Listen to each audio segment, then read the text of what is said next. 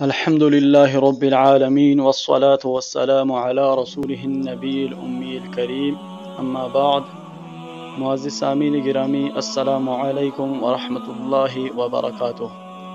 آج کے اس ویڈیو میں ہم آپ کو یہ بتانے والے ہیں کہ جانور کے کن کن اعضاء کو ہم نہیں کھا سکتے، کیونکہ قربانی کا وقت نزدیک آ رہا ہے اور سب قربانی کرتے ہیں، اور لوگوں کو یہ معلوم ہونا چاہیے کہ قربانی کے کن کن اعضاء کو انسان نہیں کھائے اور ان کے کھانے کے بارے میں احادیث میں کیا ممانعت آئی ہے۔ اس بارے میں آپ کے سامنے ایک حدیث پیش کرتا ہوں، جس کے بنا پر علماء نے فرمایا ہے کہ جانور کا خون، مادہ جانور کی شرمگاہ، خصیتین، غدود، نر جانور کی پیشاب گاہ، مثانہ، پتا، ان 7 چیزوں کو نہیں کھانا چاہیے،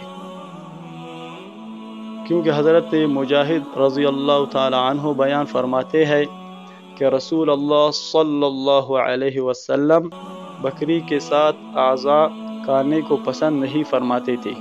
نمبر 1 خون، نمبر 2 مادہ جانور کی شرمگاہ، نمبر 3 خصیتین، نمبر 4 غدود، نمبر 5 نر جانوروں کی پیشاب گاہ، نمبر 6 مثانہ، نمبر 7 پتا۔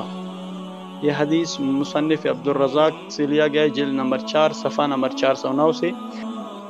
یاد رہے کہ یہ حدیث میں مطلق کراہت کے الفاظ ہے اور کراہت سے مراد مکروہ تحریمی ہے۔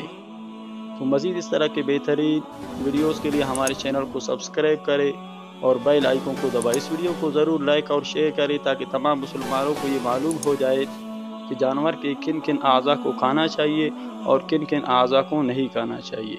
السلام علیکم ورحمۃ اللہ وبرکاتہ۔